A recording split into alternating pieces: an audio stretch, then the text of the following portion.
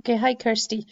See this link here? If you click on it, you should be signed in with Thomas's ullapoolhigh.org.uk account. Okay, it's important that it's that Ullapool High one.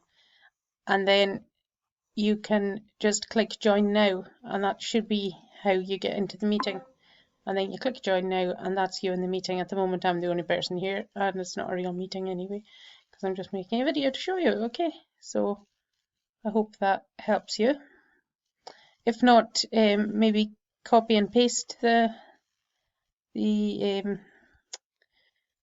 and paste this in, and then that should hopefully take you into the meeting.